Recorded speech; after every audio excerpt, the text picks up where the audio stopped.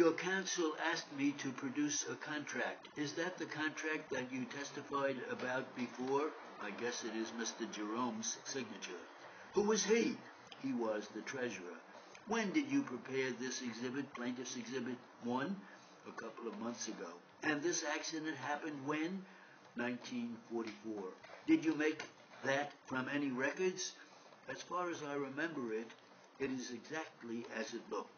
You are relying on your memory? If you get the plan, I will show you exactly it is like that. Did you prepare it from the plan? No, not from the plan. When you prepared it, you did not see the plan? No. You relied solely on your memory? Yes.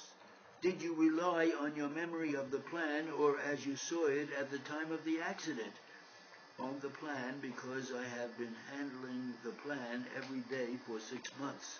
You did not rely on your memory as to how it was at the time of the accident? Yes, on my memory of how it was at that time. You constructed this exhibit based mainly on your recollection as to how the building was at the time of the accident?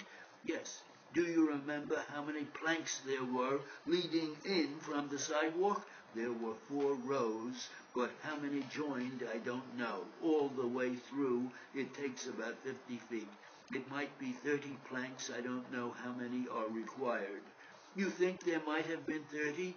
I didn't measure how many. The thing is about 50 feet from the street up to the path, but it would require 3 or 4 rows of planks. You are talking about figuring it out on the basis that it is so many feet from the sidewalk and would therefore require so many planks?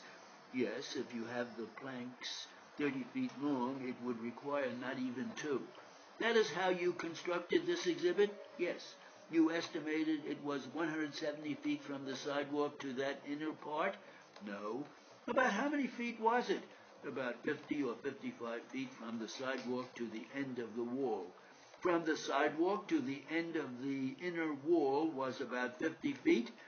Yes, you couldn't go any further. Your recollection is that it would take about 2 rows of planks to get there? It depends on the length of the plank. What was the length of the planks in this case? The plank I stepped on would be about 18 feet long. The planks which led into the entrance to the building, how many of them were there? 2 on each side, 12 inches wide. Let us begin from the sidewalk. There were how many planks on the day of the accident resting on the sidewalk? On the sidewalk? Yes, I didn't see any on the sidewalk. Didn't some ends rest on the sidewalk? Ends, yes. You say there were 4 planks resting on the sidewalk? The ends resting on the sidewalk? Yes. How long were those planks? I don't know how long they were. I didn't measure them. How could you properly prepare this exhibit? I have 2 sections. Maybe that plank was 3 sections. The beam is spaced over 8 feet. With 2 spaces, you have a 16-foot plank. And the last one, you might not be able to use a 16, so you would have to cut it off and make it 14 feet. You were the one who put the cross beams in? Yes, sir. You were there day after day doing that? Yes, sir. Did you go daily, or was it twice a week? Twice a week and 3 times a week. When you began, did you go every day? Not every day.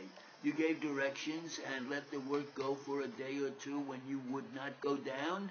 Yes. If I want to see if everything goes right, I might take a call to go up there on the job. When did you first commence working there?